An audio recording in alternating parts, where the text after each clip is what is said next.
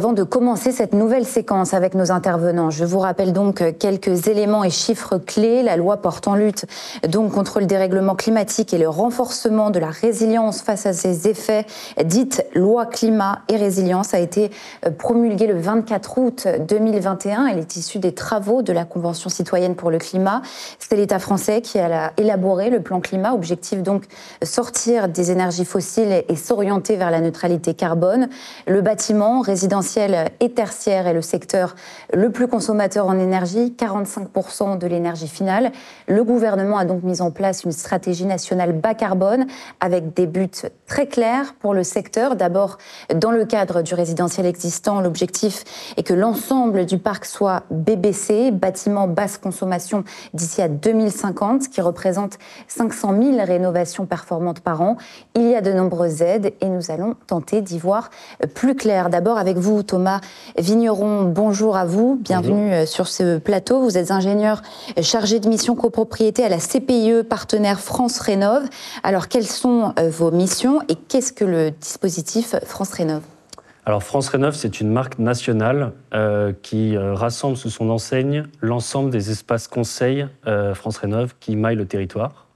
Nous portons une mission de service public, donc on donne des conseils neutres, gratuits et indépendants aux porteurs de projets sur tout ce qui a trait à la rénovation énergétique.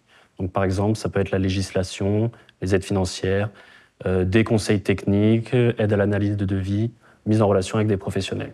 Et qu'est-ce que la CPIE ? La CPIE, donc, c'est une association loi 1901 et c'est l'espace conseil France Rénov' du pays d'Aix-en-Provence, donc à peu près un tiers du département 13. Thierry Solos, bonjour à vous.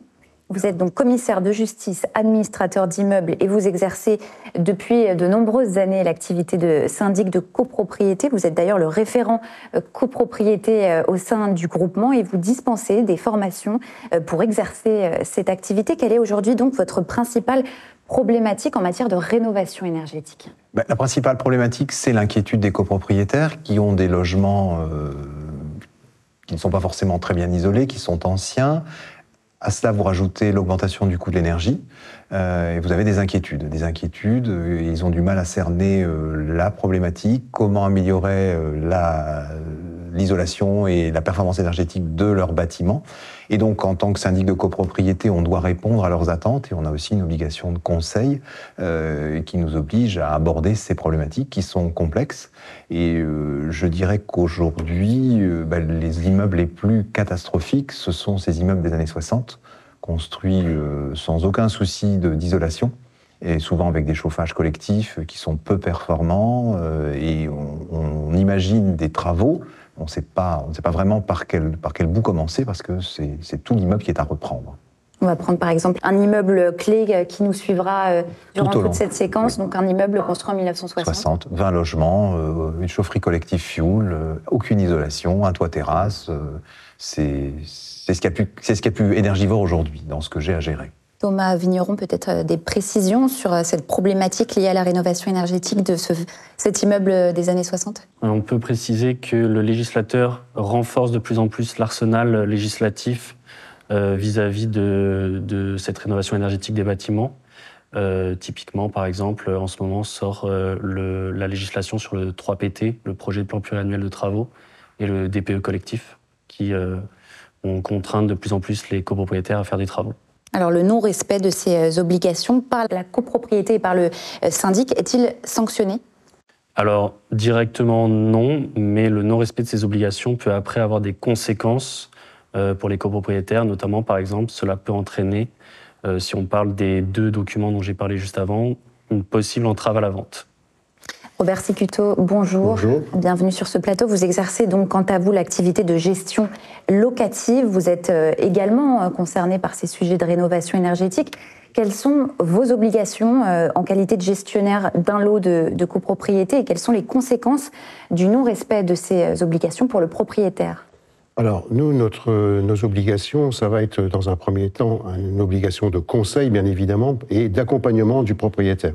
Car aujourd'hui, par rapport au classement de ces lots de copropriété, il va y avoir une incidence sur, aujourd'hui, depuis depuis août 22, ils ne peuvent plus, sur les catégories F et G, on ne peut plus augmenter le loyer, donc gel des loyers.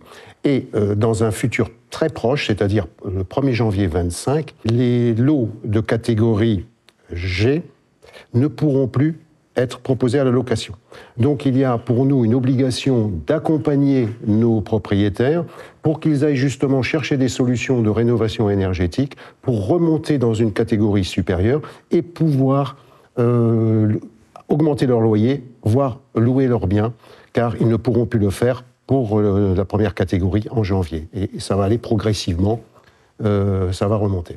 Voilà. Et Thierry Selos, comment mettre en œuvre cette obligation et comment France Rénov peut-elle aider la copropriété, le syndic ? Alors, moi, ce que j'espère et que j'attends de France Rénov, ce sont une expertise, des analyses de la qualité du bâtiment, des solutions techniques et des accompagnements pour la réalisation de ces différents diagnostics, parce que c'est complexe. On a beau être syndic de copropriété, on connaît le bâtiment, on sait le gérer, mais là, on est dans des phases de travaux, on n'est pas architecte en tant que syndic. On sait réparer, entretenir, on sait faire, mais rénover, ça n'est absolument pas du tout notre cœur de métier. Et après, il faut identifier les travaux les plus performants et les plus efficients. Et justement, Thomas Vigneron, comment France Rénov peut intervenir pour aider la copropriété et le syndic ? Alors on peut, comme disait Maître Selos, on peut aider à préqualifier le projet dans un premier temps avec le conseil syndical et le syndic, puis on peut aider la copropriété à obtenir des devis d'entreprises qualifiées, que ce soit en leur remettant une liste de professionnels référencés ou en allant plus loin, donc en les aidant par exemple à consulter via un cahier des charges. Peut-être une petite clarification. Est-ce que vous pouvez nous expliquer les différences entre le DPE, le DPE copropriété, le DTG et le PPT ? Alors le DPE, qui signifie diagnostic de performance énergétique, c'est un document qui permet de classer le logement sur une étiquette de A à G en fonction de sa performance énergétique et de son émission de gaz à effet de serre, en décorrélant ce classement du comportement de l'occupant. Donc c'est basé sur des hypothèses de calcul qui sont normées. Vous avez le DPE collectif qui, lui, est exactement la même chose mais à l'échelle de l'immeuble. Ensuite, vous avez donc le 3PT, donc le projet de plan pluriannuel de travaux. Donc c'est un document qui est obligatoire pour les copropriétés et qui va identifier alors à la fois les travaux d'économie d'énergie, mais également tous les travaux de sauvegarde de l'immeuble ou qui permettent d'assurer la sécurité et la santé des occupants et qui va présenter ces travaux en fonction de leur coût, de leur gravité ou urgence et éventuellement des gains énergétiques qu'ils permettent de faire, et le présenter sous la forme d'un échéancier sur 10 ans. Et le DTG, qui signifie diagnostic technique global, qui n'est pas obligatoire, sauf pour la mise en copropriété des bâtiments d'habitation de plus de 10 ans.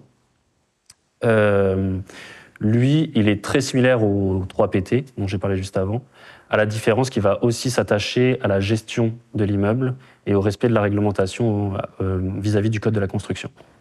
Alors, on va reprendre l'exemple de cet immeuble construit en 1960 avec vous, Thierry Selos. L'étude donc, que vous avez établie pour cet immeuble met en évidence, bien sûr, des travaux nécessaires pour l'améliorer. Est-ce qu'il faut tout réaliser ?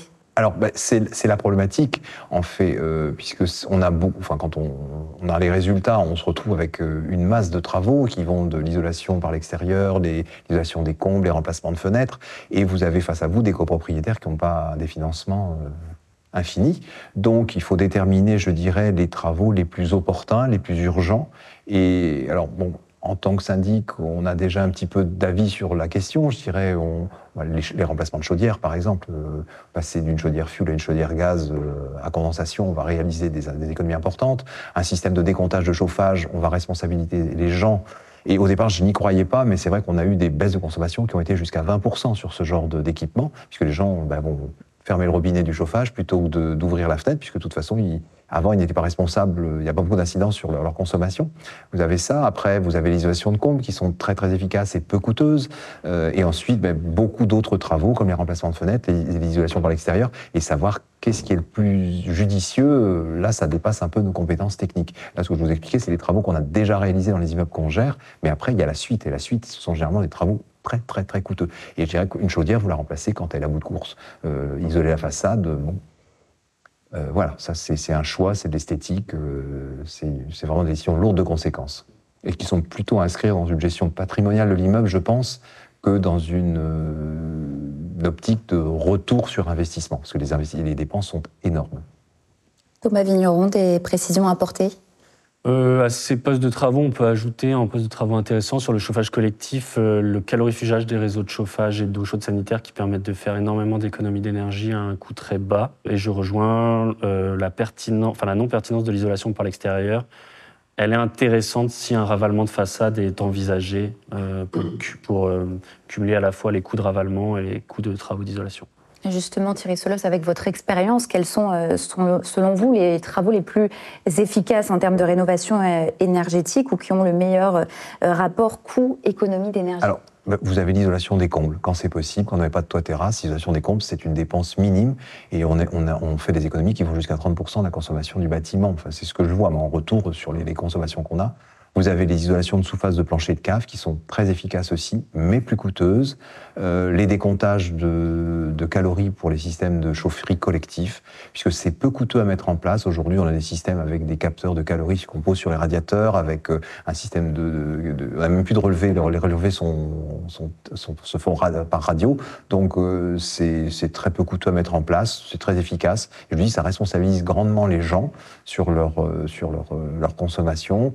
C'est ce que je vois de plus pertinent. Et je vous dis, les productions d'eau chaude et les systèmes de chauffage. Ça, c'est vraiment les 4 dépenses que je vois, que j'identifie, qui sont efficaces et pertinentes et qui engagent des dépenses qui sont quand même tout à fait acceptables et supportables par les copropriétaires. Parce qu'aujourd'hui, c'est la problématique qu'on a. On a souvent dans les copropriétés, dans le parc que je gère, des gens qui sont à la retraite, donc pas forcément des revenus énormes et qui n'ont pas le moyen de financer ce genre de dépenses.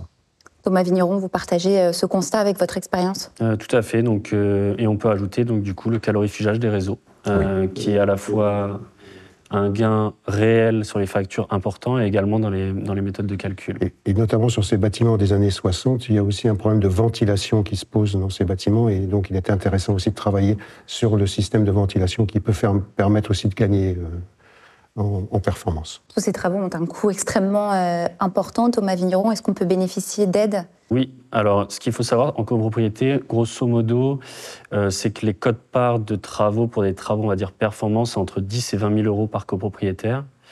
Les subventions vont pouvoir être débloquées, en tout cas des subventions importantes, à partir d'un gain énergétique de 35% par rapport à l'état initial.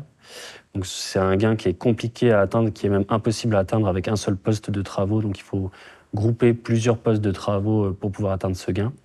Et les subventions sont collectives, c'est-à-dire qu'il n'y a pas de critères individuels qui entrent en jeu, pas de conditions de revenus, de statut d'occupation. C'est la copropriété et son projet qui est éligible. Et à partir de là, l'aide est versée au syndicat des copropriétaires et répartie ensuite au tantième entre chaque copropriétaire. Et les subventions, donc il y en a 2. Il y a MaPrimeRénov' copropriété qui est l'aide de l'État. Et vous avez les C2E, les certificats d'économie d'énergie, qui sont une aide d'origine privée qui proviennent des pollueurs, entre guillemets, donc Engie, Total, etc. Mais le reste à charge reste important pour un propriétaire. Thierry Solos, comment trouver un financement? Alors, pour trouver un financement, les copropriétaires généralement sont des retraités, donc pas forcément les finances. Et la grosse avancée a été la réforme du prêt copropriété. Le prêt copropriété jusqu'à maintenant était quasiment impossible à mettre en œuvre, trop complexe, trop technique. Je ne vais pas rentrer dans les détails de la refonte, mais aujourd'hui c'est assez simple en fait de mettre en place un prêt copropriété. Et c'est l'Ecoprêt au zéro, donc c'est vraiment un gros avantage et une grosse avancée pour financer tous ces travaux. Ça c'est vraiment la principale chose, avec ces aides qui ont été réformées aujourd'hui, puisqu'en fait ces aides sont indépendantes des revenus des copropriétaires, puisqu'elles sont allouées à la copropriété en fonction du gain énergétique que vont générer les travaux.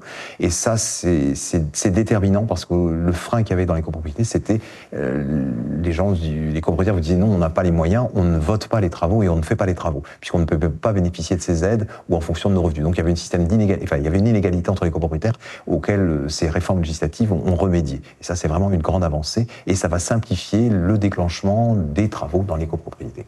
Thomas Vigneron, vous pensez à d'autres financements peut-être qui n'ont pas été évoqués? Alors, je souhaitais préciser que, par rapport à votre question précédente, que les subventions, au total, on peut espérer 30 à 40% de subventions par rapport au coût des travaux directs. Et ensuite, pour revenir sur les prêts, effectivement, c'est probablement les coprêts à taux zéro collectif la meilleure idée de l'État, puisque ça permet à des copropriétaires qui n'auraient pas les moyens de financer les travaux par eux-mêmes ou d'aller voir leur banque pour avoir un prêt individuel, de quand même trouver une solution de financement et ne pas bloquer les travaux dans la copropriété. Alors on va continuer à s'appuyer sur cet exemple de cet immeuble construit dans les années 60. Le projet global de rénovation de cet immeuble prévoit le remplacement des fenêtres qui sont d'origine, donc qui ont un caractère privatif. Robert Cicutto, concrètement, suis-je obligé de procéder à leur remplacement ? À partir du moment où des travaux sont votés en Assemblée générale, elles vont s'imposer à l'ensemble des copropriétaires. Donc il va falloir que je change effectivement mes fenêtres. Donc oui, elles vont s'imposer.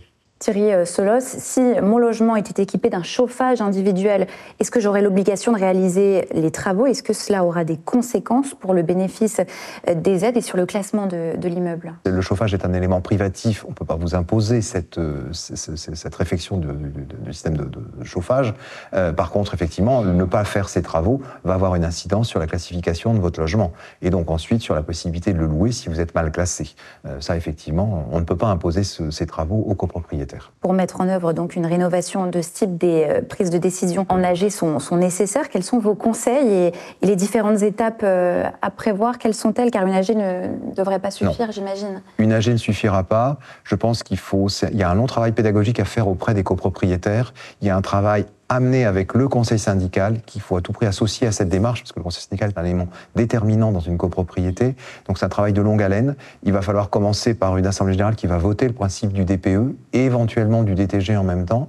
Ensuite de cela, il va falloir valider les études et les travaux, déclencher l'intervention des différents intervenants, maîtres d'œuvre, architectes et ainsi de suite. Ensuite, on va avoir des appels d'offres. Et validation et choix des entreprises. Donc on est sur un minimum de 3 à 4 assemblées générales et la mise en œuvre, comme une assemblée générale en principe elles sont annuelles, on peut faire des assemblées générales exceptionnelles, mais bon, multiplier les assemblées générales ça a un coût pour la copropriété, donc on est au minimum pour la mise en œuvre de ce genre de plan sur 4 ans à peu près, je pense. Et ensuite des travaux qu'on va échelonner, alors après c'est vrai que pour bénéficier des aides on doit faire un bouquet de travaux, mais voilà, après on est sur, je vous dis, allez, on peut estimer 7 ans avant de voir aboutir, enfin terminer ces travaux de rénovation, je pense. Justement, Thomas Vigneron, l'un des soucis majeurs actuellement, c'est de trouver des entreprises qui peuvent réaliser ces travaux. Comment France Rénov peut t'aider sur ce point ? Donc on peut mettre à disposition des listes de professionnels référencés, donc qualifiés par exemple RGE, qui est un label qui est obligatoire pour obtenir les subventions. On peut, en fonction des travaux, aider la copropriété aussi à se munir des bons prestataires, donc maîtres d'œuvre, assistants à maîtrise d'ouvrage, en mettant à disposition, par exemple, un cahier des charges. Concrètement, est-ce qu'il faut avoir recours à un architecte, à un bureau de contrôle, ou France Rénov peut assurer ce rôle? Alors non, on n'assure pas le rôle de maîtrise d'œuvre ou d'assistant à maîtrise d'ouvrage. On est plutôt un facilitateur, donc on aide la copropriété à se munir des prestataires privés qui vont pouvoir l'accompagner plus longuement. Un architecte, un maître d'œuvre, c'est obligatoire à partir d'un certain montant de travaux. Et les assurances, de toute façon, vont vous les demander obligatoirement, notamment l'assurance dommage ouvrage. Voilà.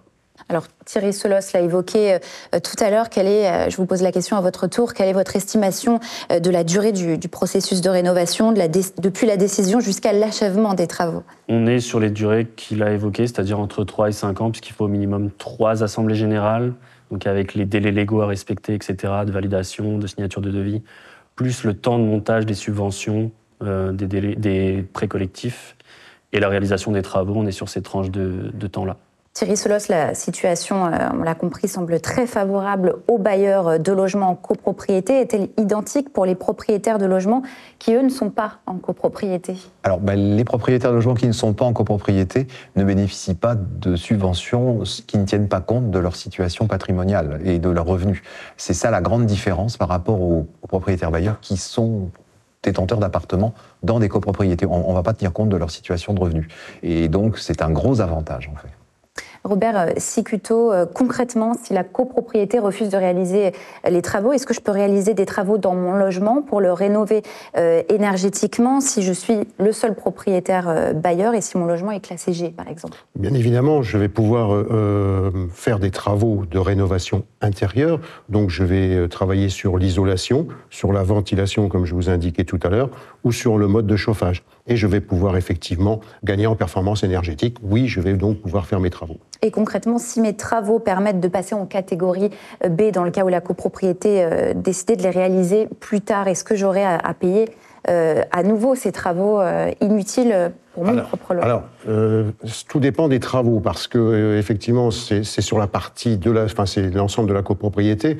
Si par exemple c'est une isolation des combles, je vais être obligé de payer de toute façon cette isolation des combles. Je vais être obligé, si c'est un ravalement isolant, je vais être obligé de le payer, malgré que j'ai moi-même fait mes travaux en interne.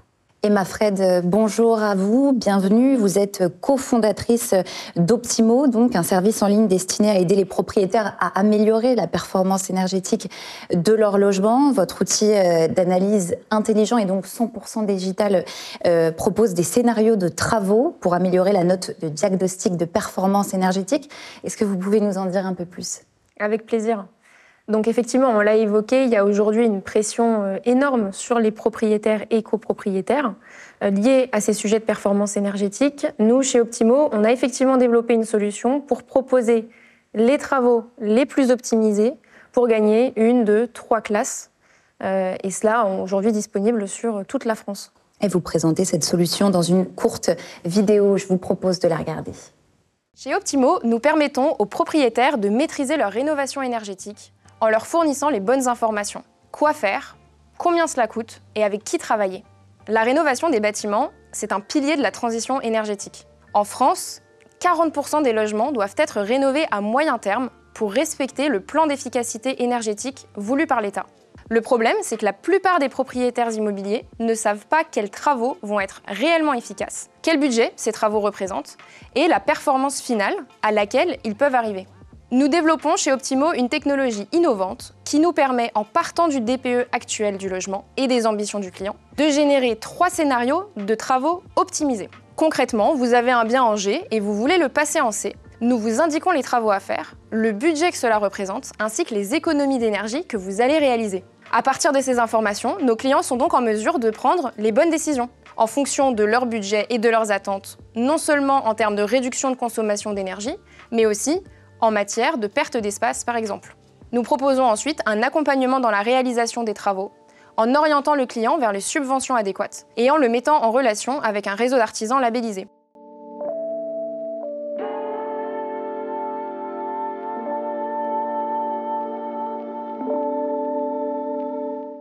Emma Fred, que doit faire un propriétaire pour obtenir une analyse personnalisée par Optimo? Donc pour réaliser une analyse, nous avons uniquement besoin du diagnostic de performance énergétique, le fameux DPE, et d'images du bien, photos, vidéos, visites virtuelles, en fonction de ce que le propriétaire ou son gestionnaire a à disposition. Sur la base de ces éléments, c'est ce que j'expliquais, notre technologie va générer 3 scénarios les plus optimisés pour un gain énergétique. Et quel est le délai de traitement? Alors aujourd'hui, nous considérons que nous avons un délai de traitement de 72 heures pour réaliser cette étude, ce qui est beaucoup plus rapide, par exemple, que pour réaliser un audit énergétique, qu'on va souvent compter plutôt en semaines. Mais dans un cas d'un propriétaire pressé, ce délai peut être encore réduit. Et est-ce que vous avez des artisans agréés RGE? Tout à fait. Donc une fois l'étude réalisée, nous proposons au propriétaire de le mettre en relation avec un professionnel pour la réalisation des travaux. Et sur ce sujet du label reconnu garant de l'environnement, donc RGE, nous travaillons en bonne intelligence, c'est-à-dire que pour des propriétaires qui peuvent avoir des aides, nous proposons des professionnels RGE. Et pour les propriétaires qui ne sont pas éligibles, nous avons également des professionnels du bâtiment que nous avons labellisés et avec qui nous travaillons. Et concrètement, combien coûte ce service? Donc cette étude, dans laquelle vous trouvez 3 scénarios d'amélioration, est facturée à partir de 350 € TTC pour le propriétaire. Et pour le groupement, nous avons donc un tarif préférentiel, une réduction de 15%, soit environ 50 € TTC, ce qui permet aux professionnels de l'immobilier de revendre notre service au prix de marché. Emma Fred, merci à vous et merci à tous. Je vous propose maintenant de passer à notre prochaine séquence. Elle est dédiée à la sécurisation des locations et aux assurances.